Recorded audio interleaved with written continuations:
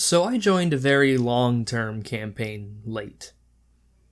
Actually, campaign isn't the best word for it, as it includes about 5 players and multiple characters for each, all intertwining into a large, multiplanar political discourse.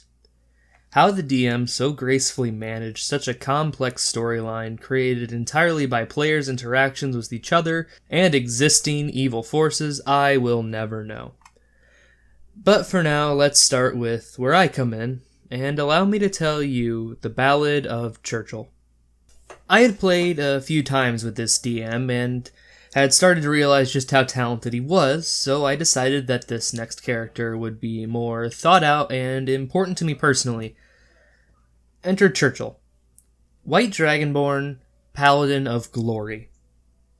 Churchill was the reincarnation of my first ever D&D character. His deity was his past self, as he existed in a cycle of rebirth before his spirit would return, bolster the true lesser god that is the original Churchill, and then a small part would break off and be reborn on the material plane. He was lawful good and simply had the goals of slaying evil, protecting the innocent, and achieving glory. This particular incarnation of Churchill had been pulled out of his home plane and into a dread domain, through a random planar anomaly creating a rift. He awoke in a large desert and soon discovered that he was not alone here. There was a tiefling near him who had suffered a similar fate. This character belonged to who we'll refer to as Player A. She and Churchill quickly decided it was best they worked together to figure out where they were and how to escape. While traveling, they meet another lost soul, an NPC servant of a man named Barwin. Barwin is the most prominent character belonging to who we'll refer to as Player B. This NPC has been trapped here with a curse preventing him from leaving, even by magical means. They continued pressing on, heading towards where the tiefling, Zyla, knew a city was located, as she originally hailed from this plane, but had escaped before. They traveled through the desert, fighting off several beasts on the way and finding some small treasures and trinkets, before reaching the town. After resting and Churchill acquiring a new set of armor, as his adamantine plate had proved to be an oven under the harsh sun, they heard tell of a mysterious pyramid only visible during the brief 2 hours of darkness every week. Hoping to find a way to escape, they set out to find this pyramid. After a long trip, the party finds this pyramid, and after searching a few of the surrounding buildings and finding a few odd trinkets, they decided to enter. Once inside, they navigated to the main chamber, which consisted of a large platform suspended over a lake of lava. At the center of this platform was an elven man wearing a smoldering crown and pierced by a spear and bound by chains. This room was guarded by a fire dragon, and a harrowing fight quickly began. The party began to find themselves outmatched until the tiefling Zyla, in a last-ditch effort, threw a love potion they had acquired into the dragon's gullet as it bit her. By a miracle, the potion took effect and the dragon stopped its onslaught. The dragon informed us that the elf was in fact a fallen god, though the nature of his fall was unknown. The dragon simply was tasked with guarding him. And we are informed that the crown on his head binds him, that only someone certain of their fate could remove it. It's said cryptically to imply the difficulty and danger of trying to remove the crown. Churchill, who had been on a journey to find his destiny, felt this statement resonate within him, and he approached the fallen god. As he did, the crown burned with heat. He placed his hands on the crown, and it singed his scaled hands, but he pushed through, pulling the crown from the elf's head and placing it on his own. The sheer heat of the crown, taking him within an inch of his life, nearly burning him to death had he not willed through it. I kid you not, if I failed that save, Churchill would have died. This was not planned, and the DM did not expect us to be able to remove the crown yet, planning a side quest for us to find another way to remove it. But Churchill did it. Upon donning the crown, it flared into brilliant flame, and Churchill's sword, an obsidian flame-tongue greatsword wielded by each incarnation, flared with it. The crown burned away, leaving a flaming crown above his head, and the sword became bolstered, becoming a new artifact. The Fate Blade. Now, up until this point, it had been a pretty typical game. Aside from the mention of a few names that I didn't know, this campaign had been pretty isolated, and its own thing.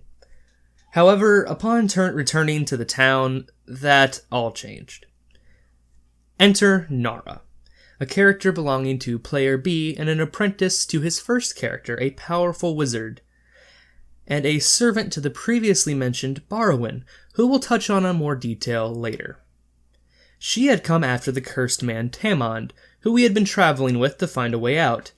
She brought with her a crystal that could freely teleport individuals who touched it between the prime material plane and this dread domain.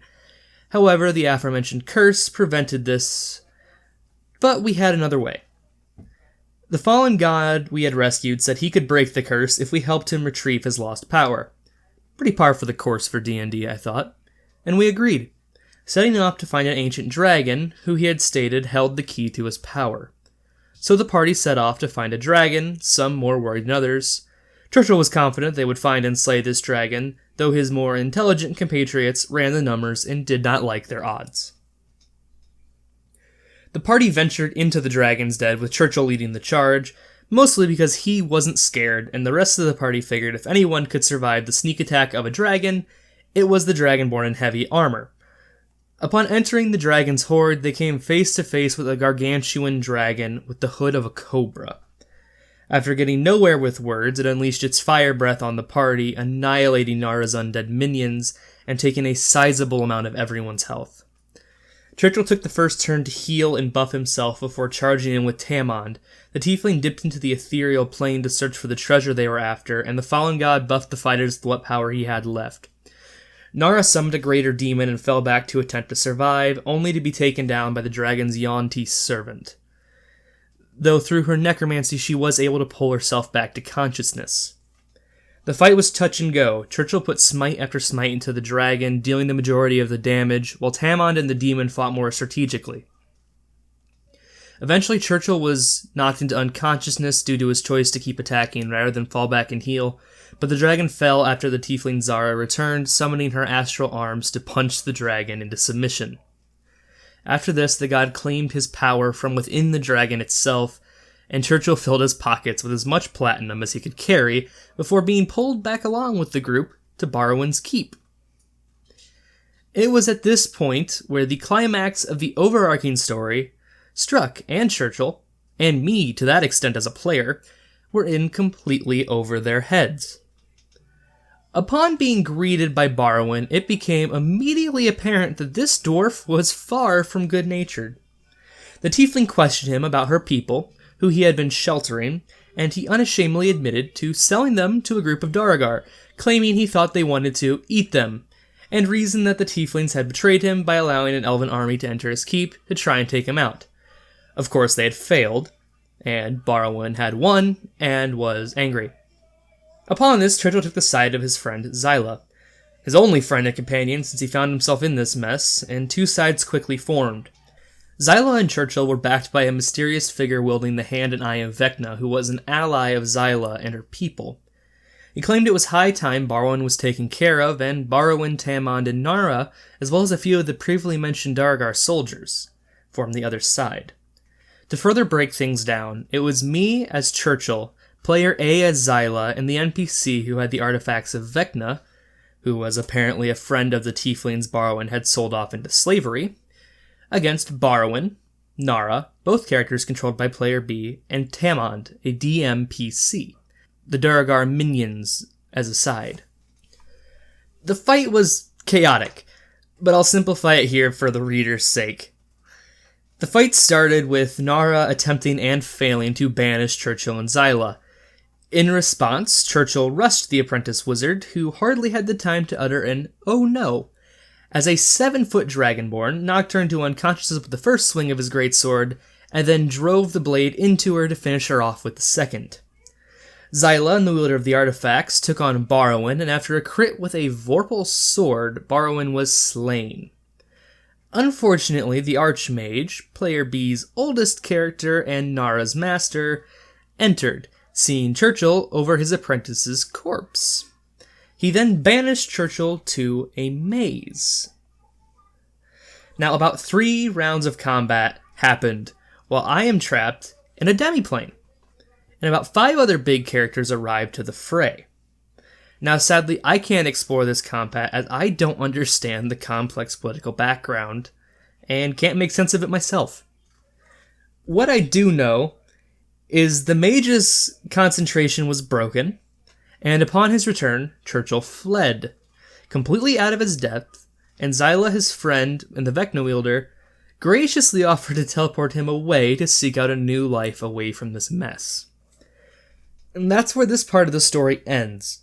Churchill and his friend Zyla part ways, as Churchill frankly had no clue how to assist her in her battle, but he wished her well. He set out with the riches from the dragon's hoard he had grabbed earlier to create a new life for himself. In the end, most people likely would have felt turned off by this confusion, but for me, I saw the DM masterfully intertwining years of quests, characters, and NPCs into a grand climax. I simply didn't have the context. This excites me, as when this climax is resolved over the next few sessions, which I opted not to be a part of as I didn't have characters involved, a new grand adventure will be starting.